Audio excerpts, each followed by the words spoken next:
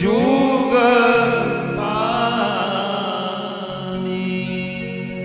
आइए हम आप कथा में प्रविष्ट हों। इसके पूर्व 2 मिनट भगवान नाम संकीर्तन का आश्रय बड़े प्रेम से, बड़े भाव से, बड़े भक्ति से लें। तो जैसी हरी इच्छा होगी वैसे हम आप कथा में जय राधा रमण हरि बोल, जय जय राधा रमण हरि बोल, जय जय राधा रमण हरि बोल, जय जय राधा रमण हरि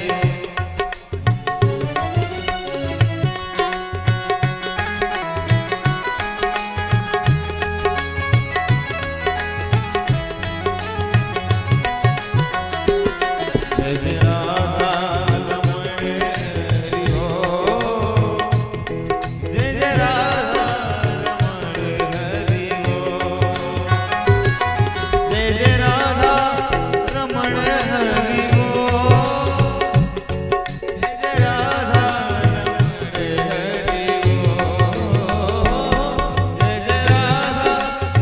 रमण हरि बोल, जय जय राधा रमण हरि बोल, जय जय राधा रमण हरि बोल, जय जय राधा रमण हरि बोल, जय जय राधा रमण हरि बोल, जय जय राधा रमण हरि बोल,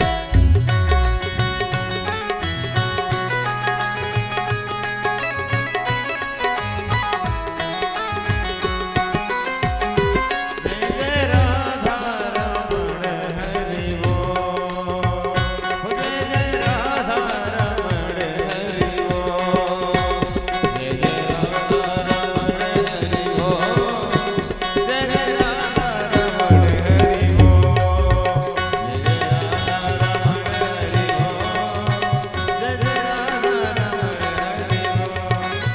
जय जय राधा रमण हरि बोल, जय जय राधा रमण हरि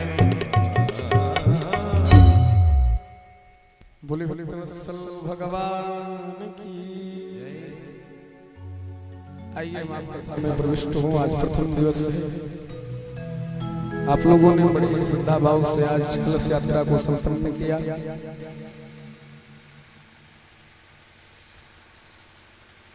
भगवान की बड़ी कृपा इस क्षेत्र पर विगत 4 वर्षों से ये दिव्य आयोजन संपन्न हो रहा है। और पिछली बार श्री राम कथा का गायन दास ने किया। इस बार भी माई ने कृपा की और व्यस्ततम समय में से निकाल करके माई की कृपा से हम लोग भागवत जी की कथा इस वर्ष गाएंगे। खूब आनंद आएगा। आज प्रथम दिवस है। अस्तु घंटा सवा घंटा जितना हमसे बने, क्योंकि प्रथम दिवस पर ग्रंथ की महिमा का ही गायन किया जाता है।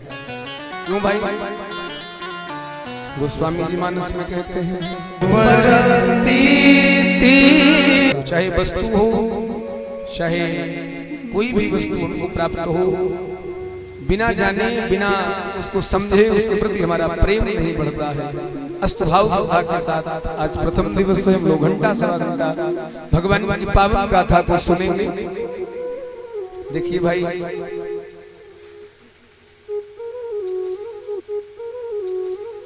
भागवत जी की कथा सबको नहीं मिलती। जिस भागवत जी की कथा सबको नहीं मिलती, जिस पर भगवान की अकारण भाग्योदयेन बहुजन्म समरुजिते, और बड़े विधि से बड़े ही अच्छे ढंग से ये कार्य पूर्ण होता है। भगवान की बड़ी कृपा।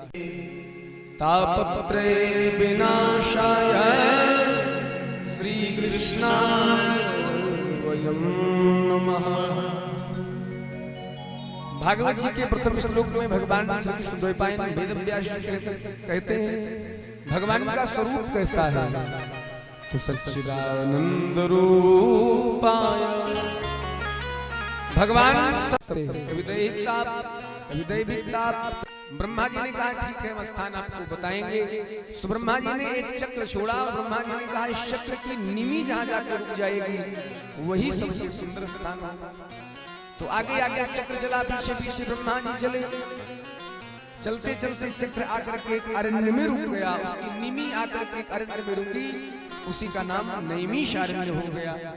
इसी नैमिषारण्य में सूत जी महाराज शौनकादिक ऋषियों को मंगलमयी कथा सुनाएंगे और यही भागवत जी की प्रकट स्थली है। जंगल में एक बहुत विशाल बरगद का वृक्ष है, उसी के नीचे व्यासासन लगा दिया गया। 88,000 महात्मा बैठ गए और जब सूत जी महाराज कथा कहते हैं तो महात्मा दत्त चित्त होकर के भगवान की कथा को सुनते हैं। देखो भाई, भगवान की कथा जब सुना जाए तो दत्त चित्त होकर के यानी ध्यान पूर्वक भगवान की कथा सुननी चाहिए। भगवान की कथा ध्यान से नहीं सुनेंगे तो बड़ी समस्या है। क्या समस्या है महाराज? सुनि समुझहि जन्म दीत मन मज्जहि अति अनुरा लहई चार फल अछात तन साधु समाज प्रयास। भगवान की कथा को जो प्रेम से सुनता है, समझता है, जीवन में उतारता है, उसे 4 चीजों की प्राप्ति होती है, धर्म, अर्थ, काम और मोक्ष। इसलिए बड़ी प्रेम से, बड़ी श्रद्धा से, बड़ी भक्ति से हमको भगवान की कथा सुननी चाहिए। सूत जी महाराज जब कथा कहते हैं तो महात्मा दत्त चित्त होकर के भगवान की कथा को सुनते हैं। सबसे पहले कुछ प्रश्न शौनकादिक ऋषियों ने किया सूत जी को प्रणाम करके। क्या प्रश्न किया? अज्ञानध्वंस कोटि सूर्य समाप्रभा सूत ख्याहि कथा सारम मम कर्ण रसा। हे सूत जी महाराज, आपके पास करोड़ों सूर्य के समान ज्ञान का प्रकाश है।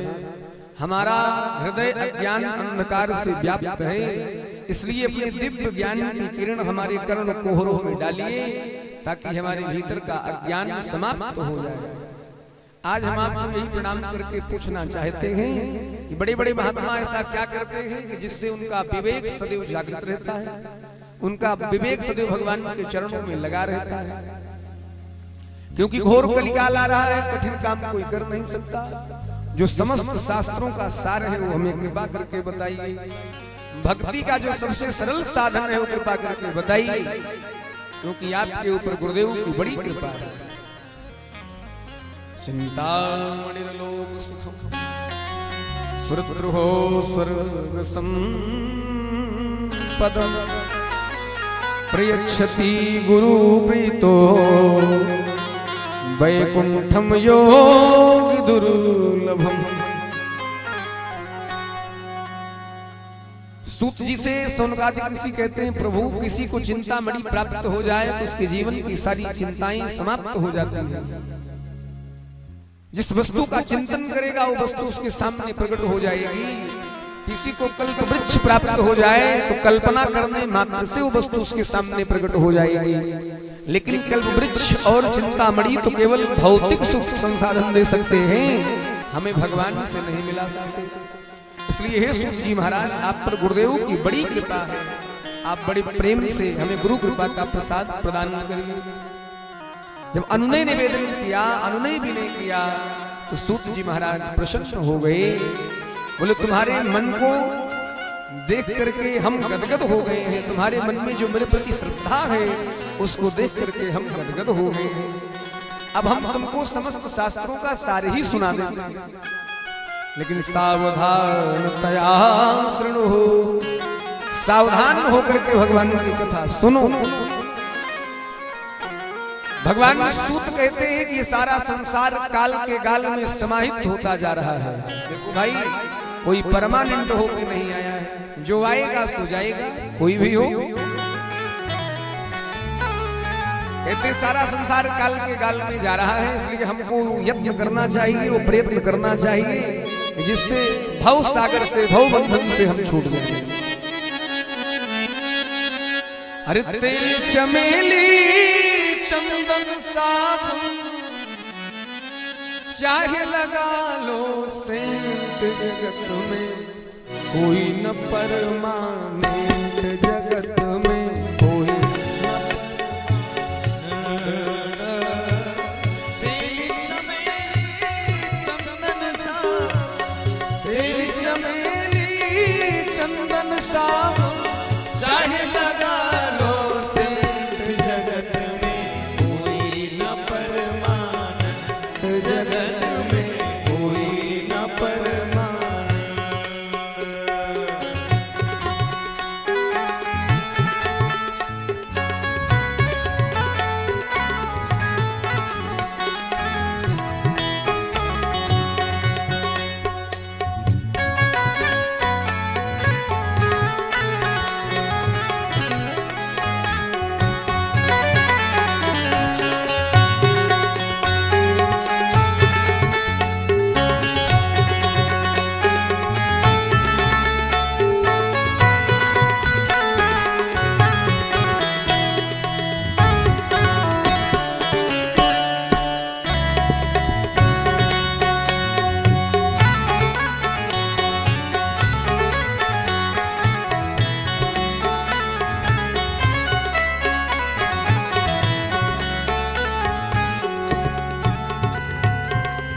आवागमन लगी दुनिया में, जगत है रेस्टोरेंट मेरे प्यारे, जगत है रेस्टोरेंट।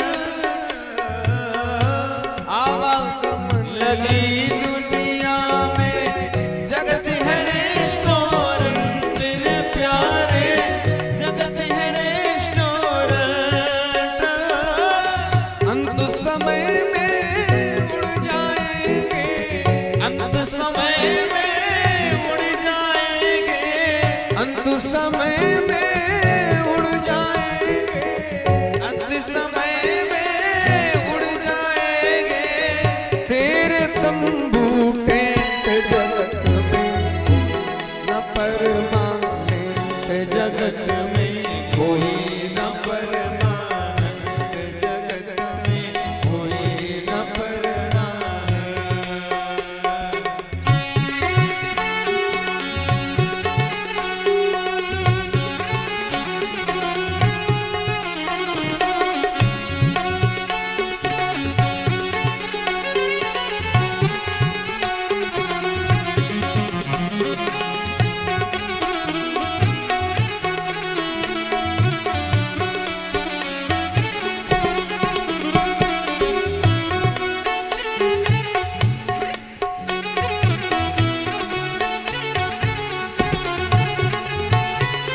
हरिद्वार चाहे मथुरा काशी, घूमो दिल्ली कैंट रे प्यारे, घूम दिल्ली कैंट रे प्यारे, घूमो दिल्ली कैंट।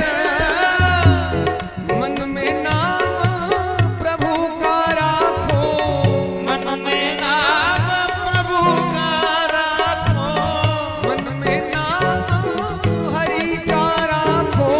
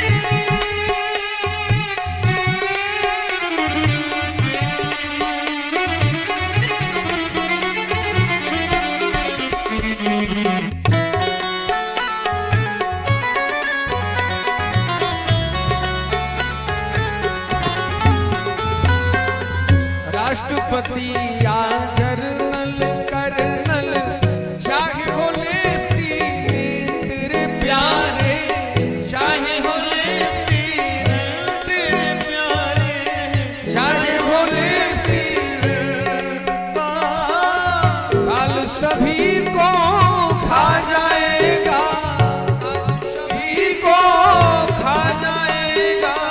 लेडीज हो या जेंट्स जगत में कोई न परमानंद, जगत में कोई न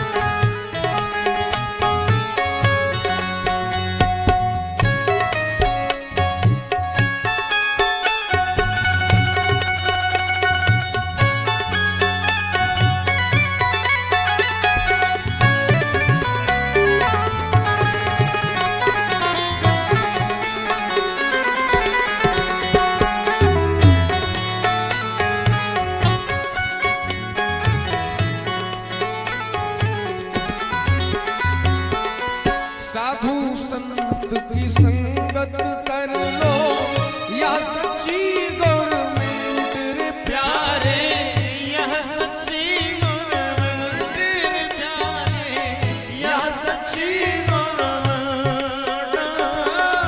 लाल सिंह कहे इस दफ्तर से, लाल सिंह कहे इस दफ्तर से, मत होना अपसेंट जगत में कोई न परमानंद, जगत में कोई न परमानंद, जगत में कोई न परमानंद। हो तेल चमेली चंदन साबुन, तेल चमेली चंदन साबुन चाहे लगा लो सेंट जगत में कोई न परमानंद, जगत में कोई न परमानंद, जगत में कोई न परमानंद, जगत में कोई न परमानंद। बोले भक्तवत्सल भगवान की। सूत जी ने कहा, ऋषियों ये सारा संसार काल के गाल में समाहित होता जा रहा है। काल व्याल मुखग्रास त्रास निर्णास हेतवे श्रीमद्भागवतम शास्त्रों कलु कीरेण भाषितम। सूत जी ने कहा कि सुनो ध्यान से, इसका नाम मृत्यु लोक है। एक ना एक दिन तो व्यक्ति को मृत्यु का सामना करना पड़ता है। अरे तेल चमेली चंदन साबुन, तेल चमेली चंदन साबुन चाहे लगा लो सेंट जगत में कोई न परमानेंट, जगत में कोई न परमानेंट। इसका नाम मृत्यु लोक है। जो आया है सो जाएगा। तो मृत्यु के भय को मिटाने के लिए भागवत जी की कथा को प्रकट किया गया। जब राजा परीक्षित के सामने मृत्यु का संकट आया, आज के 7वें दिन में मर जाऊंगा, तो पता लगते ही परीक्षित गंगा जी के किनारे जाकर के बैठे। और जैसे बैठे तो भगवान सुखदेव पधारे। पहले तो बड़े बड़े ऋषि पधारे, दक्ष पधारे, देवर्षि नारद पधारे, वशिष्ठ जी पधारे, भृगु पधारे, कर्दम ऋषि पधारे। और सबके बीच में भगवान सुखदेव अवधूत वेश धारण किए हुए भागे भागे चले आ रहे हैं। अरे तत्रा भवद भगवान व्यास पुत्रो, तत्रा भवद भगवान व्यास पुत्रो, यदृच्छया गामट मानो न पेक्षा, यदृच्छया गामट मानो न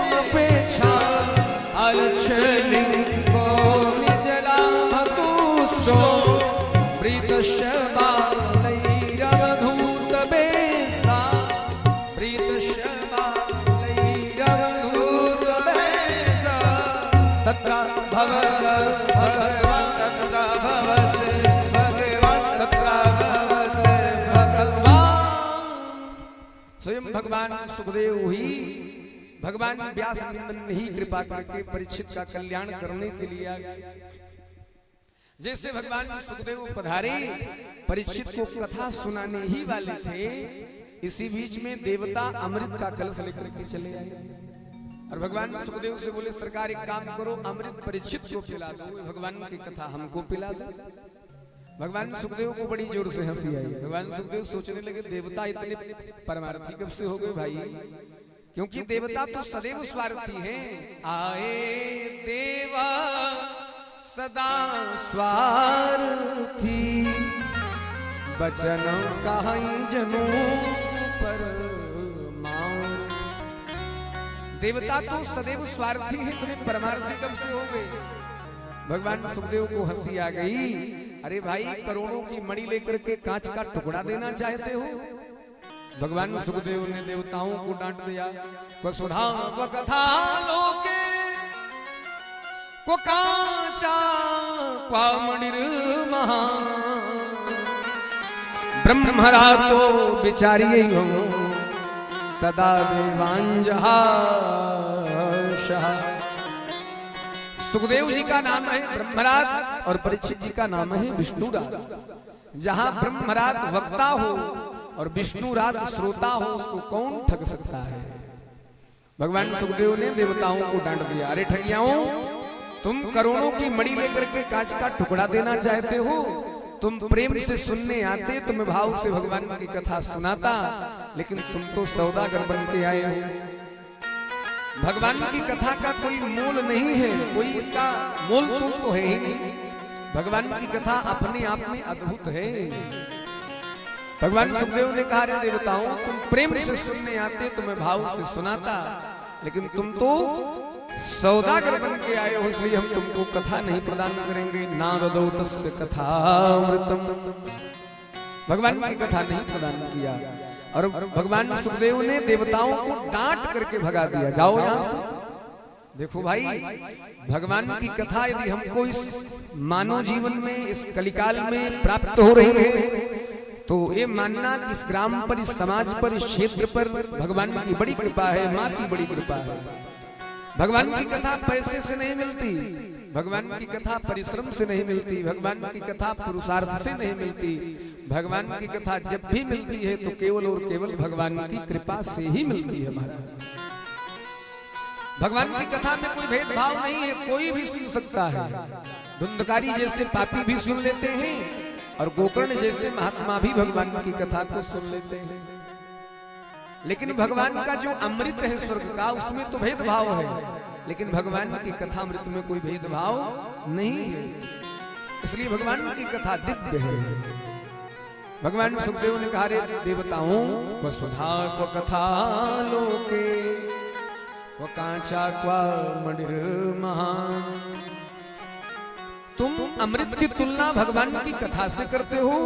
भगवान की कथा मणि है, अमृत कांच का टुकड़ा है, इसलिए भगवान की कथा से बढ़ के कुछ भी नहीं है। अमृत को यदि आप पी लेंगे तो जब तक आपका पुण्य है तभी तक आपके पास रहेगा, लेकिन भगवान की कथा यदि कोई एक बार पान कर ले तो कोई कितना बड़ा पापात्मा हो, दुष्ट आत्मा हो, एक बार केवल भगवान की कथा को बड़े भाव से, बड़े प्रेम से सुन ले तो उसका जीवन तर जाता है। ऐसी दिव्य भगवान की पावन कथा है। सौनक जी ने कहा प्रभु जब इतनी सुंदर कथा है तो 7 ही दिन क्यों सुना जाए, 15 दिन सुना जाए, 1 महीना सुना जाए, कम से कम 2 महीना सुना जाए। इस 7 दिन की परिपाटी कहां से प्रारंभ हुई। तब भगवान सूत ने कहा ऋषियों ध्यान से सुनो। सबसे पहले सनकादिक ऋषियों ने नारद जी को ये कथा सुनाई। बोले महाराज ये बात तो गले नहीं उतरी, नारद जी कैसे कथा सुन ली। नारद जी तो विरक्त महात्मा है, कहीं कथा सुन नहीं सकते। उनको श्राप लगा है कि 1 घड़ी से ज्यादा, 2 घड़ी से ज्यादा तो कहीं रुकते नहीं है। भगवान की कथा सुन कैसे ली, हमें विस्तार से बताइए। तब सूत जी कहते हैं ऋषियों ध्यान से सुनो, एकदा ही विशालाया चत्वार ऋषयो मला सत्संगार्थम समायाता तत्र नारदम। एक समय की बात है, बद्रीनाथ में सनक सनंदन सनातन सनत कुमार जो ब्रह्मा जी के ऋषि पुत्र हैं, ये घूम रहे थे। कहीं कोई साधु मिले, कोई महात्मा मिले तो हम बैठकर कथा सुने, उसको कथा सुनावे।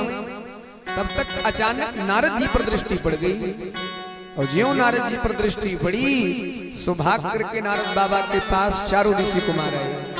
अरे बाबा कैसे हैं आप? लेकिन जब नारद जी के पास आए तो नारद जी एकदम परेशान हैं, चेहरा एकदम लटका हुआ है। सनकादिक ऋषियों ने कहा, बाबा ऐसा क्या हुआ, आपका चेहरा क्यों लटक रहा है? कथम ब्रह्मन् दीन मुखात् पश्यन्ता तुरो भवा त्वरितं गम्यते पुत्रा कुतश्चागमनं तवा। अरे नारद बाबा आपका मुंह क्यों लटक रहा है? ऐसा लगता है कि मानो किसी महाकंजूस का धन लूट लिया गया हो। गतवित्तो यथा जना, जैसे किसी महान कंजूस का कोई धन लूट ले उसी प्रकार आप भी परेशान हैं। और एक बात कही बाबा, जो धन लूट लिया जाए महात्मा उसको अपने पास नहीं रखते। संतों का सबसे बड़ा धन क्या है? भगवान का नाम। भगवान के नाम के बिना हर व्यक्ति निर्धन है। जीवन भर आप धन धन धन धन करिए, मरने के बाद पत्र पे लिखा जाता है कि निधन हो गया, यानी बिना धन के गया। तो कितना भी कुछ करिए माई बाप, भगवान का नाम ही एक धन है। कबीरा सब जग निर्धना धनवंता नहीं कोई, धनवंता सोई जानिए जको राम नाम धन होए।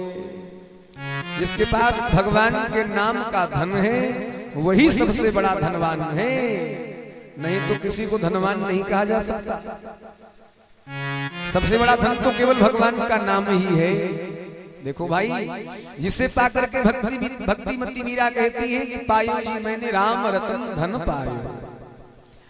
यहाँ पर बड़े प्रेम से पूछा सनकादिक ऋषियों ने, नारद बाबा आपका क्या लुट गया, आप बड़े परेशान हैं। नारद जी बोले, भैया पहले जो परेशान हूं, क्यों परेशान हूं पहले उसको सुन लीजिए। नारद बाबा ने कहा कि मैं सत्संग की इच्छा से भारत भूमि में आया, मैंने भ्रमण किया, लेकिन हमको लगा कि सबसे सर्वोत्तम आनंद तो भारत की भूमि में ही है। तो मैं सारे तीर्थों में गया, भारत के जितने तीर्थ हैं सब जगह गया। सनकादिकों ने कहा, बाबा कहाँ कहाँ गए? तो नारद जी ने कहा, पुष्करम चा प्रयागम चा काशीम गोदावरी तथा हरि क्षेत्रम कुरुक्षेत्रम श्रीरंगम सेतु बंधन। रामेश्वर श्रीरंगम दक्षिण के तीर्थों में गया, कुरुक्षेत्र आदि उत्तर के तीर्थों में गया, पर कहीं चित्त को चैन नहीं मिला। हम जहां जहां गए हमने यही देखा कि पाखंड निरतः संतः, संत जितने हैं वो पाखंडी हो गए हैं। मैं गृहस्थों के घर भी गया तो वहां की कुछ अच्छी हमको बात समझ में नहीं आई। जब मैं गृहस्थों के घर गया तो हमने क्या देखा, बोले जब देवी जी नई बहू बन के आती है तो सास ससुर की सेवा तभी तक करती हैं जब तक तिजोरी की चाबी ना मिल जाए। और ज्यों तिजोरी की चाबी हाथ में आई तो स्वयं स्वामी जी के कान में मंत्र फूंकना चालू कर देती है। अजी सुनते हो? देवता कहते हैं क्या हुआ, अब काम करो, अब हम दो हमारे दो, बाकी सबको जाने दो। कलयुग ने इतनी दशा बिगाड़ दी है कि कोई माता पिता की बात नहीं मान रहा है। मां नहीं मात, पिता नहीं देवा, मां नहीं मात, पिता नहीं देवा, मां नहीं माता, पिता नहीं देवा, मां नहीं मात, पिता नहीं देवा, साधु न सन कर वही से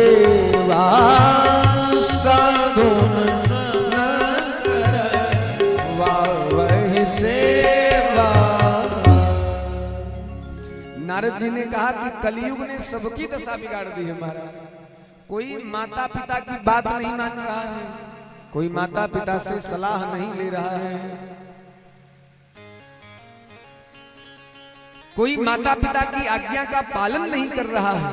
अगर परामर्श की जरूरत पड़े तो व्यक्ति माता पिता से नहीं पूछता, ससुराल से साले साहब को बुलाया जाता है। ये हम नहीं कहने, भागवत जी में वर्णन है, तरुणी प्रभुता के श्याल को बुद्धिदायका। माता पिता घर के मालिक नहीं है, अब तो घर का मालिक साला हो गया है महाराज। वो जैसा चाहता है वैसा घर में हो रहा है। ये स्थिति गृहस्थों की हो गई है। नारद जी ने कहा देखो ऐसी बात है भैया, चाहे जिसके यहाँ जाओ कलयुग ने सबकी दशा बिगाड़ दी है। वो चाहे महात्मा हो, चाहे संत हो, चाहे कोई गृहस्थ हो, चाहे वानप्रस्थ हो, चाहे सन्यासी हो, सबकी दशा कलिकाल ने बिगाड़ी है। जो नहीं होने चाहिए वो सारे काम कलिकाल में हो रहे हैं। नारद जी ने कहा मैंने सोचा कि अब कहां जाएं, तो हमारे मन में विचार आया कि चलो वृंदावन चलेंगे, वहीं पर राधे राधे गाएंगे। क्या गाएंगे? राधे राधे गाएंगे कि हमारो धन राधा श्री राधा श्री राधा, हमारो धन राधा श्री राधा श्री राधा, जीवन धन राधा राधा राधा राधा राधा, जीवन धन राधा राधा राधा राधा, हमारो धन राधा श्री राधा श्री राधा, हमारो धन राधा श्री राधा श्री राधा।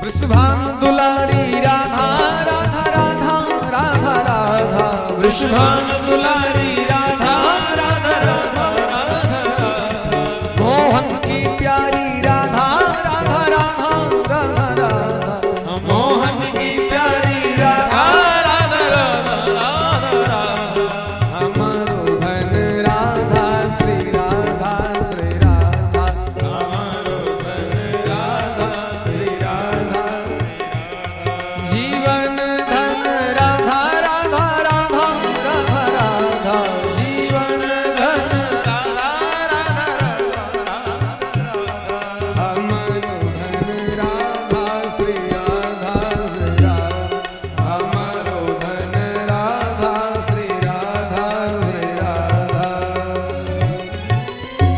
बोले भक्तवत्सल भगवान की। नारद जी महाराज ने सोचा कि चलो वृंदावन चलेंगे, वहीं पर राधे राधे करेंगे। तो सोचो जैसे मैं वृंदावन में आया, यमुना जी में स्नान किया, और जैसे मैं यमुना जी के स्नान करके बाहर निकला तो हमने देखा कि यमुना जी के किनारे दो वृद्ध लेटे हैं, उनके पास में एक युवती बैठी है। हम पास में गए, हमने कहा देवी आप कौन, आप क्यों रो रही हैं? वो देवी रो रही थी। हमने पूछा देवी आप क्यों रो रही हैं, आप कौन हैं? उस देवी ने उत्तर दिया कि हम भक्ति दीख्याता इमो में तनयो मतो, ज्ञान वैराग्य ना मानो, काल योगेन जर जरो। उस देवी ने कहा महाराज मेरा नाम भक्ति देवी है, दोनों वृद्ध मेरे बच्चे हैं, इनका नाम ज्ञान वैराग्य है। नारद जी सोचने लगे कि मैया 20 साल की, बेटा 80 साल के ही कैसे हो गया भाई। भक्ति महारानी ने कहा प्रभु यही तो काल की बलिहारी है। मैं दक्षिण में पैदा भई, कर्नाटक में बड़ी भई, महाराष्ट्र में पली बढ़ी, कई जगह पाखंडियों से परेशान होकर के आगे बढ़ी।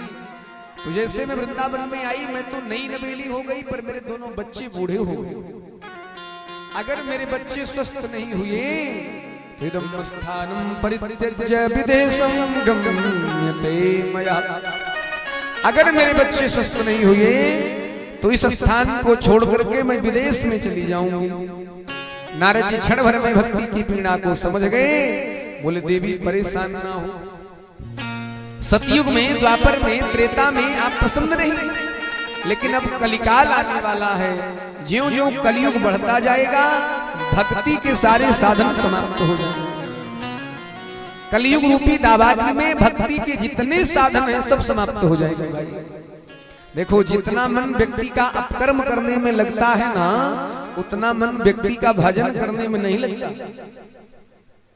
एक कलिकाल की बलिहारी है, कलयुग की बलिहारी है। लेकिन देवी परेशान ना हो,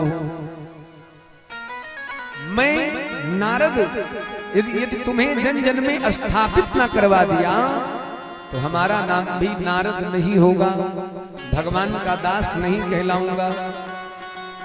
नारद जी महाराज ने सौगंध खाई, और जैसे नारद जी ने सौगंध खाई तो भक्ति महारानी गदगद हो गई, लगी स्तुति गान करने।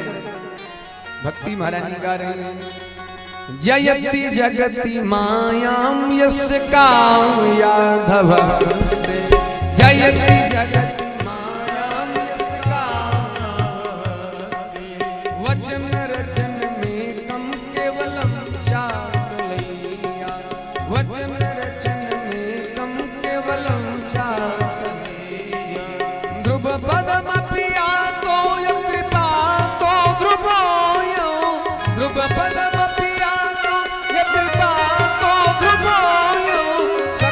कुशल पात्रं ब्रह्मपुत्रं नतास्मि, सकल कुशल पात्रं ब्रह्मपुत्रं नतास्मि। भक्ति महारानी नारद जी का स्तुति गान करने लगी। कहती है प्रभु आप धन्य हैं, धन्य हैं, धन्य हैं। आपके वचनों को मान करके, आपके वचनों पर विश्वास करके कयाधु पुत्र प्रहलाद भक्तों में शिरोमणि बन गए। आप ही के वचनों को मान करके ध्रुव जी महाराज आकाश तारा में चमक रहे हैं। ध्रुव पदमपिया तो यत्कृपा तो ध्रुवोयम, सकल कुशल पात्रं ब्रह्मपुत्रं नतास्मि। प्रभु जैसे आपने इनका कल्याण किया है, ऐसे हमारा भी कल्याण कर दीजिए। नारद जी ने कहा देवी दुखी मत हो, वृथा खेद से व्यर्थ में चिंता ना करो, एक काम करो देवी। भक्ति महारानी ने कहा क्या करना है? तो श्री कृष्ण चरणाम भोजम स्मर दुखम गमिष्यति, भगवान कृष्ण के चरण कमलों का ध्यान करो तो जितने दुख द्वंद्व हैं जीवन से सब भाग जाएंगे। इतना कह करके नारद जी महाराज ज्ञान वैराग्य को स्वस्थ करने का प्रयत्न प्रारंभ कर दिए। दोनों को जगाया, ज्ञानम प्रबुद्धताम शीघ्रम रे वैराग्यम प्रबुद्धताम। दोनों को जगाया, कोई बात नहीं बनी तो नारद जी ने वेद वेदांत सुनाया, गीता पाठ सुनाया। गीता पाठेर मुहुर्मुहुः, अनेक बार जब गीता पाठ सुनाया तो थोड़ी सी चेतना आई, फिर दोनों बेहोश हो गए। नारद जी ने कहा अब क्या करूं? आकाशवाणी हुई, आकाशवाणी ने कहा नारद जी कोई सत्कर्म करो तो दोनों बालक सुस्त हो जाएंगे। नारद जी विचार करने लगे, अब तक भाई अभी तक तो सत्कर्म ही कर रहा था, अब कौन सी दवा पिलाऊं? मैंने वेद वेदांत सुना दिया, सब तो कर दिया, अब क्या करूं? नारद जी बोले ठीक है, हम किसी से पूछते हैं। अब नारद जी निकल पड़े सत्कर्म की खोज में। जिस व्यक्ति के पास नारद जी जाएं और जाकर के पूछें कि महाराज सत्कर्म किसे कहते हैं, वो अपना मुंह बंद कर ले। नारद जी इतने विख्यात महात्मा हैं, ब्रह्मा जी के पुत्र हैं नारद जी महाराज। जिससे प्रश्न करते हैं वो व्यक्ति नारद जी के सामने नतमस्तक हो जाता है। जिनकी बड़ी ख्याति थी उन संतों के पास नारद जी महाराज गए। जैसे पहुंचे पूछे भैया सत्कर्म किसे कहते हैं? बड़े बड़े संतों ने कहा सरकार हमारा मौन व्रत चल रहा है, हम तो नहीं बोलेंगे। जब जवाब कहीं नहीं मिला नारद जी को, तब नारद जी ने कहा हम किसी से नहीं पूछेंगे, चल करके सीधे बद्रीनाथ में भगवान नर नारायण से ही पूछेंगे। सो भैया मैं बद्रीनाथ में आया, भगवान नर नारायण तो मिले नहीं, सो आप चारों भैया मिल गए। आप मेरी चिंता का कारण बताओ, चिंता दूर करो।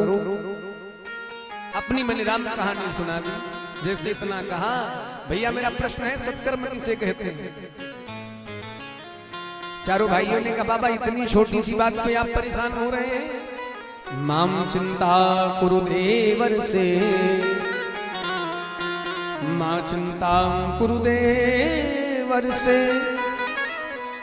हर समुचिते क्षमा वहा, उपाय सुख साध्योत्र वर्तते पूर्व वही। नारद जी, आप जिस उपाय को खोज रहे हैं वो उपाय तो केवल श्रीमद् भागवत महापुराण ही है, जिसका श्रवण करते ही ज्ञान वैराग्य स्वस्थ हो जाएंगे। नारद जी बोले, भैया क्षमा करना, हम तो वेद वेदांत सुनाए, गीता पाठ सुनाए, जब वेद से कुछ नहीं हुआ तो क्या भागवत से क्या होगा? क्योंकि वेदों के सूत्रों की ही व्याख्या भागवत जी में है। जब वेदों से कुछ नहीं हुआ तो भागवत जी से क्या होने वाला है? आपकी बात हमें कम समझ में आ रही है। सनकादिक बोले, बाबा एक बात बताओ, आपने आम खाया है क्या? बोले, खूब खाया है। अब कोई आम को खा करके कहे कि महाराज आम में इतना रस है तो वृक्ष में कितना रस होगा? अब कोई आम के पेड़ को छोड़ दे और वृक्ष के छाल को चबाने लग जाए तो क्या उसे आनंद मिलेगा? बोले, बिल्कुल नहीं मिलेगा। बोले, उसी प्रकार भागवत पका हुआ फल है, जो काम भागवत जी से होगा वो वेद वेदांत से होने वाला नहीं है। निगम कल्पतरोर गलितम फलम सुख मुखाद मृत द्रवसंगतम पिबत भागवतम रसमालयम मोहरहो रसिका भुविभाग। इन तर्कों से जब समझाया तब बात समझ में आ गई। हाथ जोड़कर खड़े हो गए। बोले, भैया एक बात तो जान गया, कितना भी पढ़ लो लिख लो, लेकिन जब तक किसी आचार्य के आप सानिध्य में नहीं रहोगे, किसी गुरु के सानिध्य में नहीं रहोगे, तब तक ज्ञान होने वाला नहीं है। समुद्र में पानी तो खूब होता है, लेकिन आप उस पानी को पी नहीं सकते, आचमन भी नहीं कर सकते। लेकिन उसी पानी को जब बादल लेकर के जाते हैं, यत्र तत्र बरसाते हैं, तो कितना मीठा हो जाता है। उसी प्रकार वेद वेदांत समुद्र है। जब समुद्र में से विद्वान लोग सूत्र लेते हैं और ले जाकर के प्रवचनों के माध्यम से हमको समझाते हैं, तब बात हमारी समझ में आती है। इसलिए किसी आचार्य वृंद जो है परंपरा से प्राप्त हैं, उन्हीं के मुख से भगवान की कथा सुननी चाहिए। नारद जी ने कहा, भैया आप जैसे लोग तो भगवान की कृपा से ही मिलते हैं। भाग्योदयेन बहुजन्म समर्जितेन सत्संगमं च लभते पुरुषो यदा वै अज्ञान हेतुर्तमोह मदान्धकार नासं विधाय हि तदोदयते विवेकः। आप जैसे विद्वान कब मिलते हैं? जब भगवान की कृपा होती है। और आप सबके मुख से भगवान की कथा तब सुनने को मिलती है जब भगवान की कृपा हम सब पे हो जाती है। देखिए भाई, भगवान का नाम तो कलिकाल में अमृत है, और हम अमृत को छोड़ करके दिन रात विष पी रहे हैं, तो कल्याण कैसे होगा? क्योंकि अमृत से ही कल्याण होने वाला है। भगवान की कथा तो अमृत है। हरि अमृत है हरि नाम जगत में,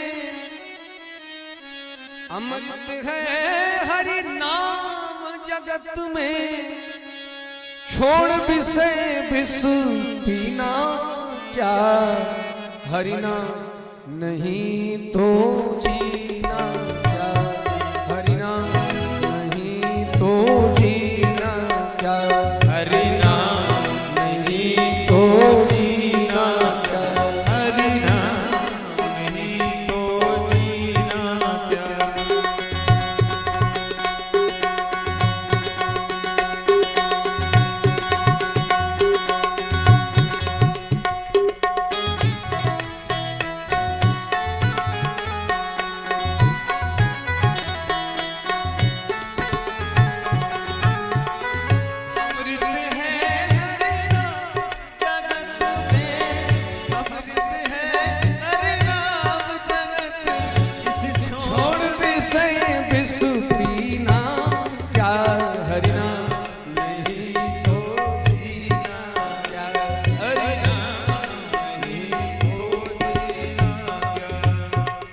काल सदा अपने रस डोले, ना जाने कब सिर चढ़ी बोले। काल सदा सिर चढ़ बोले, ना जाने कब सिर चढ़ी बोले। हरि का नाम जपो निस्वासर, हरि का नाम जपो निस्वासर, इसमें अब बरस महीना क्या करना, नहीं तो जीना क्या करना, नहीं तो जीना क्या।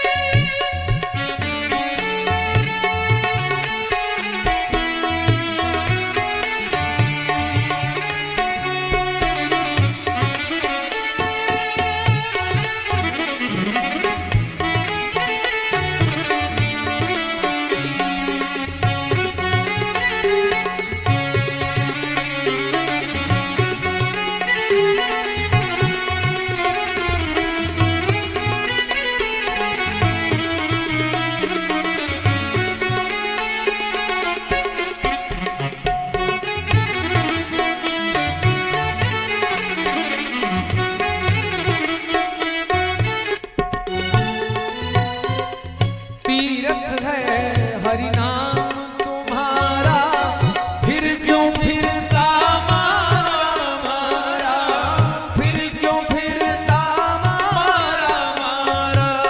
तीर्थ है हरि नाम तुम्हारा, फिर क्यों फिरता मारा।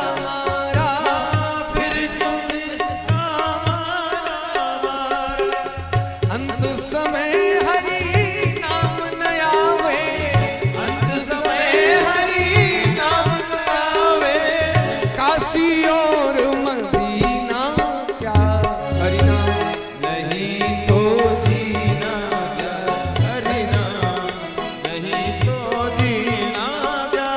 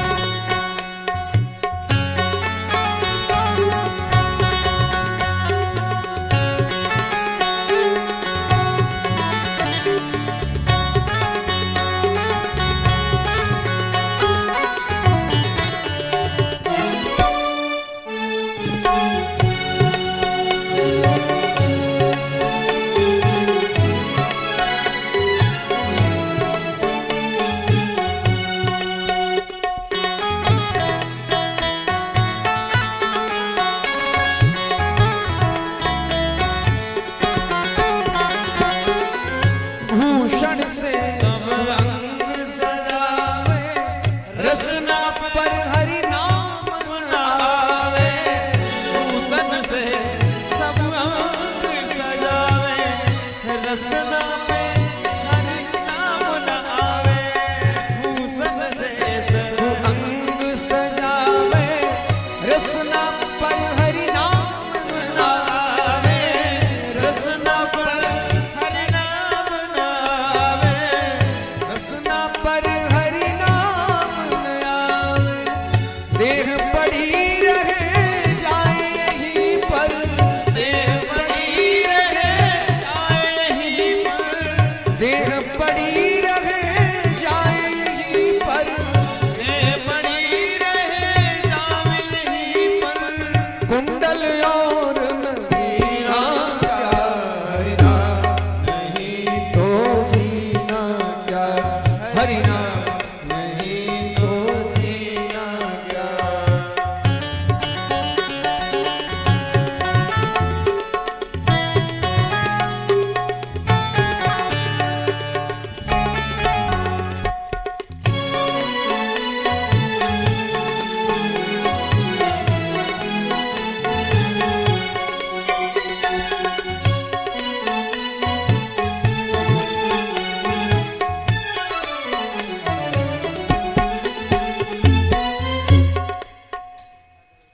भक्तवत्सल भगवान की।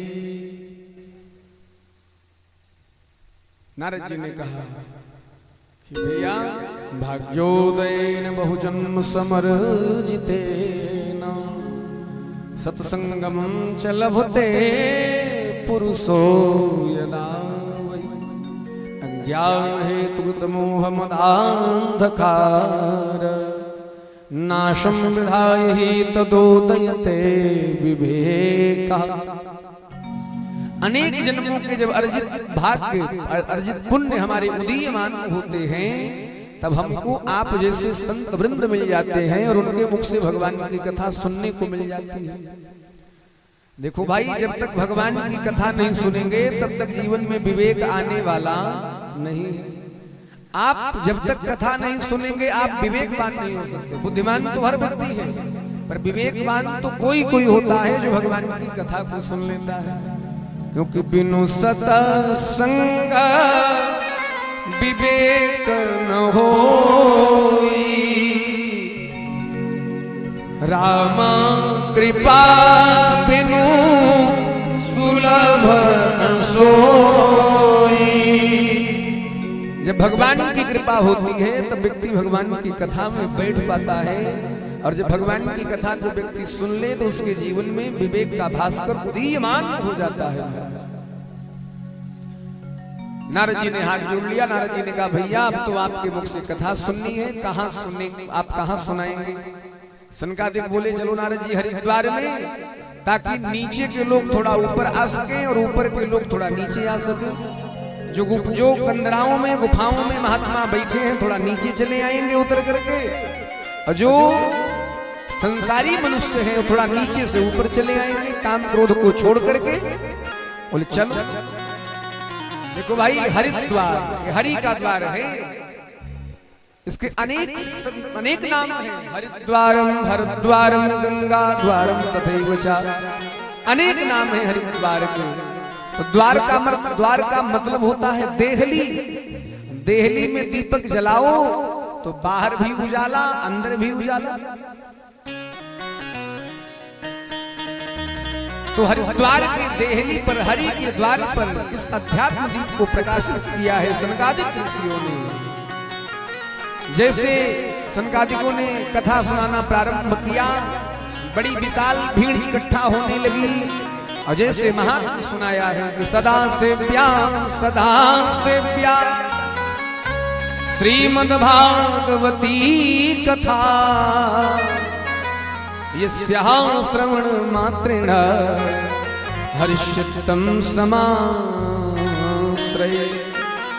जैसे सनकादिकों ने महात्मा सुनाना प्रारंभ किया, एक चमत्कार हो गया महाराज। इतने में भक्ति महारानी अपने पुत्र ज्ञान वैराग्य के साथ स्वस्थ मस्त होकर के नाचने लग गई। भक्ति सुतौ तव तरुणो गृहीत्वा, भक्ति सुतौ तव तरुणो गृहीत्वा, प्रेमैकरूपा सहसा विरासी।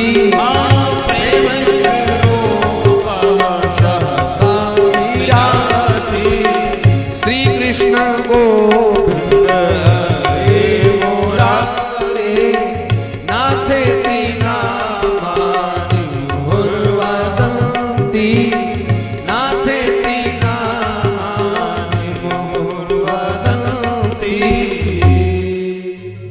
बोल भक्ति महारानी की। तो भक्ति महारानी अपने पुत्र ज्ञान वैराग्य के साथ स्वस्थ मस्त होकर के नाचने लग गई। आनंद हो गया, सनकादिक देखकर गदगद हो गए। नारद जी के तो प्रसन्नता का ठिकाना ही नहीं रहा। अभी कथा नहीं हुई, केवल कथा का महात्म्य ही हुआ तो इतना बड़ा चमत्कार हो गया कि ज्ञान वैराग्य स्वस्थ हो गए। नारद जी आनंद में आ गए। बोले भैया ये तो मैंने प्रत्यक्ष देख लिया कि भागवत सुनने से ज्ञान वैराग्य स्वस्थ हो जाते हैं, लेकिन क्या केवल ज्ञान वैराग्य ही स्वस्थ होते हैं, भक्ति ही मस्त होती है? क्या हमारे पाप नहीं कटते? बड़ा सुंदर उत्तर दिया है सनकादिकों ने। सनकादिकों ने कहा बाबा ये प्रश्न ही हटा दो कि पाप नहीं कटते। जिसने जीवन भर पाप किया हो, यदि केवल एक बार अपने जीवन में भागवत की कथा सुन ले, एक बार केवल, उसके समस्त पाप ताप संताप समाप्त हो जाते हैं। तो बोले भैया क्या किसी का कल्याण भागवत सुनने से हुआ है? बोले बिल्कुल हुआ है। धुंधकारी का प्रसंग सुनाए हैं, हम भी सुनाएंगे, पर आज नहीं कल सुनाएंगे, क्योंकि समय अभाव है, समय का अतिक्रमण हो रहा है। कल हम लोग अपने ठीक समय से दोपहर 3 बजे से सायं 6 बजे तक भगवान की पावन कथा को सुनेंगे, खूब आनंद आएगा। आज प्रथम दिवस जैसे तैसे व्यतीत हुआ। आइए चलते चलाते 2 मिनट भगवान नाम संकीर्तन गाएं, फिर आरती, और आरती का दर्शन करके प्रसाद लेकर ही अपने घर को जाएंगे। तो बड़े भाव के साथ हमारे साथ 2 मिनट भगवान नाम संकीर्तन गाएं।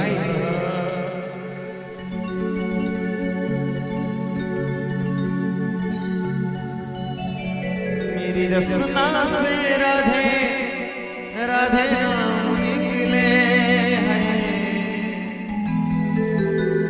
मेरी रसना से राधे राधे नाम निकले, आठों याम निकले, सुबह शाम निकले, आठों याम निकले, सुबह शाम निकले, आठों याम निकले, मेरी रसना से राधे